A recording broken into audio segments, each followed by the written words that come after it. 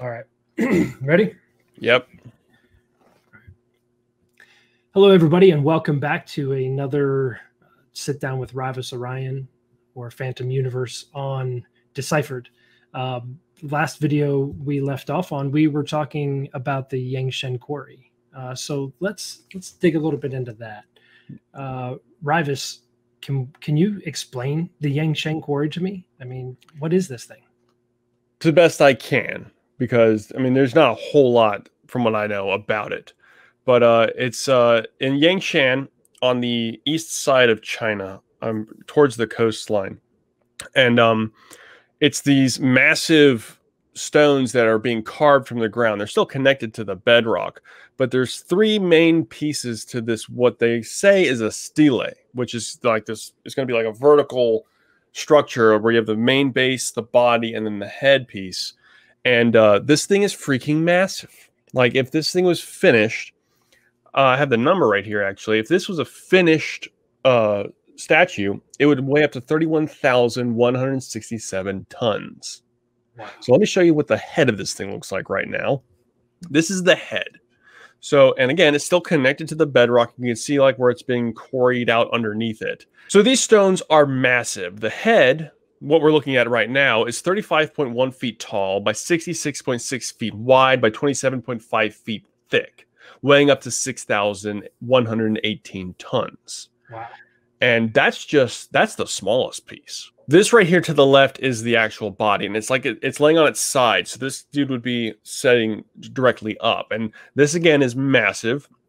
The body is 162 feet long, or it would be tall if it was standing, 162 feet tall, 35.1 feet wide by 14.4 feet thick, weighing up to 8,799 tons. Jeez, it's so heavy. Massive, unbelievably massive. And the last largest piece is the base. So the base is 99.5 feet long by 42.6 feet thick, 52.4 feet tall, weighing up to 17,912 tons. Holy smokes. It's larger than a football field. And that would be stood up as the base, and then no, the this is the orientation the base would be in. Okay. Everything would be standing on top of this. Like, basically where that guy is standing is where the body would rest. Man, that's insane. That's so big. And they did it for their ruler, or the ruler commanded them to do it at the time?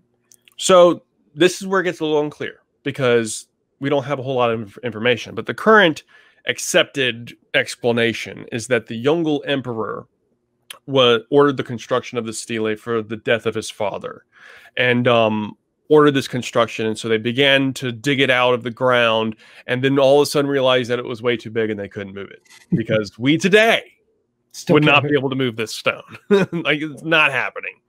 So, you know, and there's many different other ideas on what it could be for. It does make sense that it would be some kind of stele like that, because it is the base, the body, and the head, which is something we see throughout other stele in China. The problem is the scale we're talking about here. Mm-hmm. So what it could be is that it was the ambition of a really, zealous emperor ordering these people to slave away at this stone, regardless of what anybody told him, to build this massive stele. And then all of a sudden, once they get most of it carved out, he himself all of a sudden now realizes there's no way we can move this. And they abandoned it, which is why it's still connected to the bedrock. That makes sense to me. I don't think this one necessarily needs to go to some kind of crazy explanation like, oh, advanced technology, because the tooling marks we see on the stone it's chisel marks. Yeah. And I have a picture of that right here. This section right here is underneath the body, and you can see where these pillars used to be connected to the rest of the stone for support, and they're being removed. These are chisel marks in the sides of the stone we can see there. So chisels leave this distinctive mark. So it's not like this boxes in the Serapeum, for an example, in Egypt, where we have like these remarkably high polish, perfect boxes with remarkable geometry and symmetry. No, this is, I would say, more basic kind of stuff. Now, I'm just a dude. I have no idea. I've never been there. Obviously, this is just me looking at pictures and trying to formulate the ideas in my own mind. And I have seen other pictures where the tooling marks are far more obvious.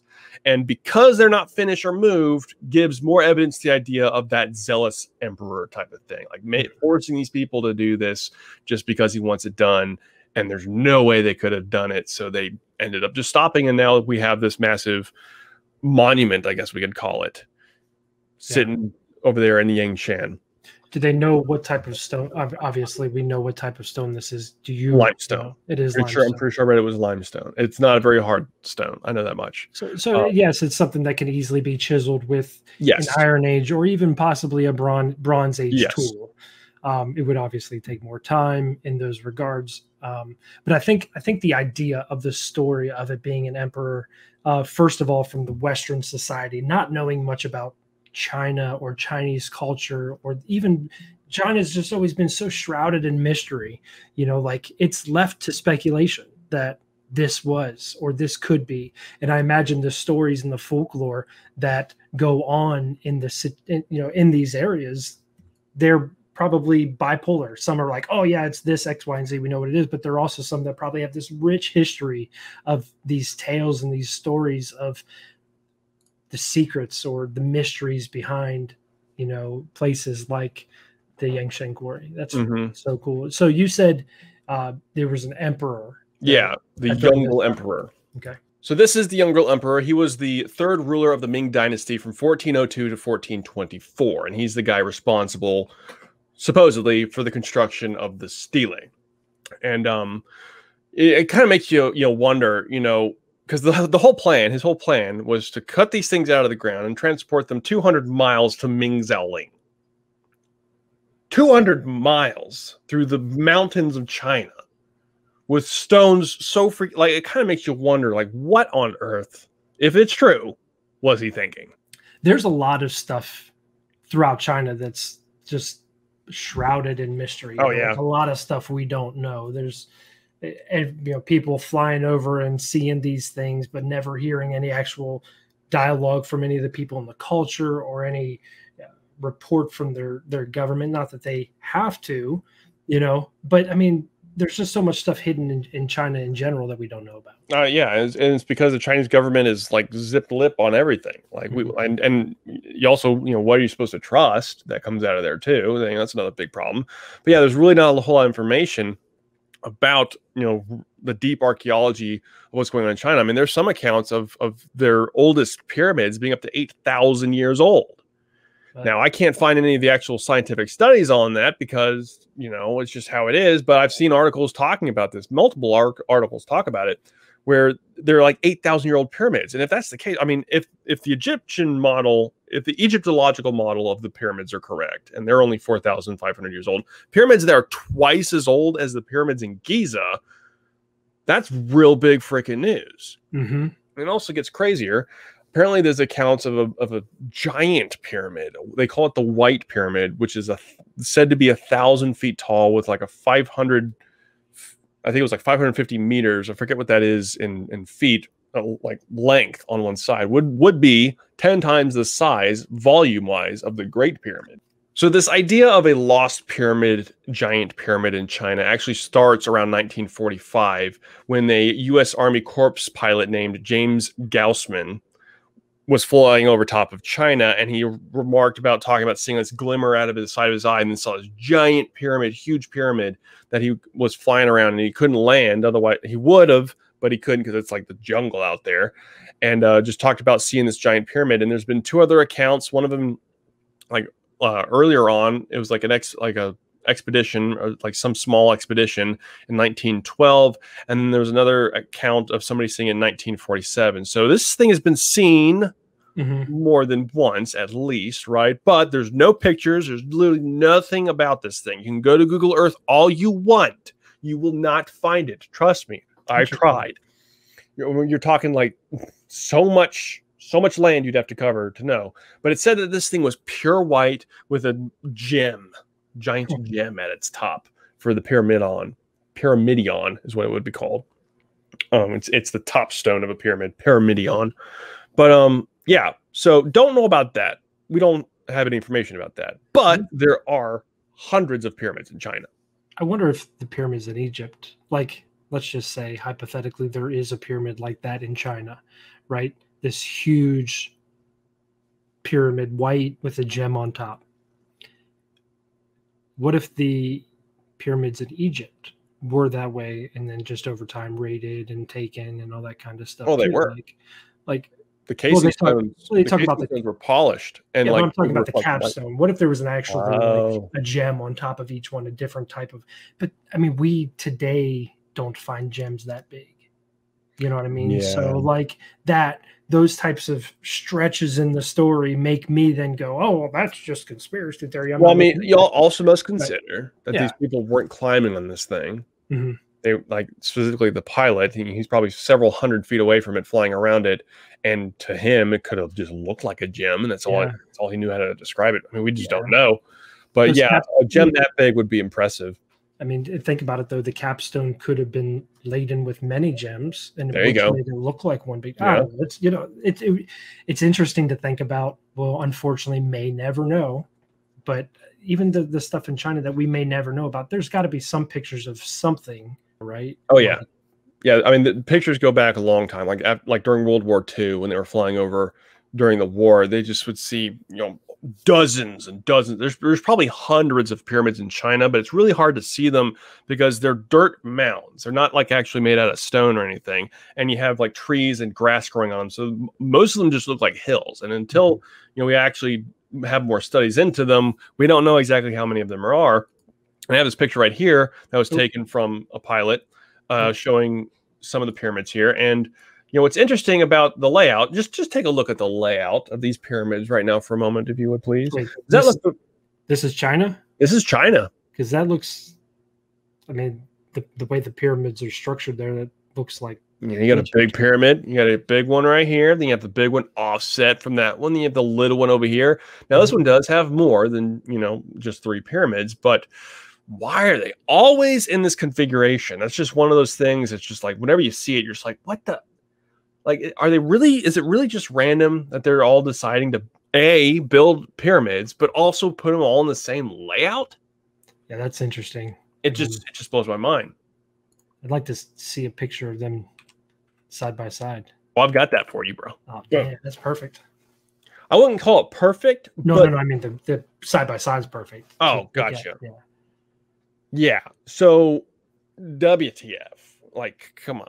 And there's really no sources that I can really find on any detailed studies into the Chinese pyramids. And I want to know more about them, because who knows, like, especially if they date to 8,000 years old. That's a big freaking deal. That's like supposed to be the beginning of civilization and agriculture. Yeah. Why are they building pyramids? What is it with pyramids? Is it really just as simple as, oh, it's the easiest way to build a structure? But I mean, first of all, we don't even know what the structures in Egypt were really for. All right. Yeah. So people claim that they're tombs. People claim that they housed energy or extracted energy from the earth or something like that. But okay, if that's the case, then we would have to assume that the ones in China were used for the same purpose or completely different purposes, and we have really no clue, and we should say we don't know. Yeah. I mean, the problem is that a lot of people have a real hard time saying we don't know. Like when it comes to, like, talking with somebody, like everybody always knows everything. It's like, we really don't. Like when you really get down to it, you really don't know anything. Right. You can only really speculate and try to piece that puzzle together the best you can. It makes the most sense in your brain, and every brain is different. So every puzzle's different, and therefore it's confusing. Just a little bit. Just a little bit. Well, I mean, I would say that those pyramids are similarly aligned by coincidence. And I'm just sitting here kind of like, I don't think so. I really don't think so. I think it's easy for people to chalk things up to coincidence when they. It's totally easy. It's the easier response. You don't have to think any further than that. Yeah, it'll just happen that way. Okay. Yeah. Things just happen that way. Yeah. And one thing that's interesting about the Chinese pyramids, it's like China's trying to hide them. Because if you look at this picture right here, you can see that they're growing trees on them. Those aren't just randomly on there. Those are being purposefully grown on the pyramid. Is that just because they want to put trees on there, or are they trying to hide them? I would guess, honestly, being a conspiracy theorist, I think they're trying to hide them. They don't want us to know about what's going on up there. And how many of these things have been destroyed without us knowing? Come on, China's just trying to help their environment. They're trying to get rid of smog by planting trees on hills. That's all it is. It's just a dirt. You know what? I'm glad you said that. You're 100%. That's probably the best explanation, because China absolutely cares about the environment. You're right. I can't even say that stuff with a straight face. Yeah.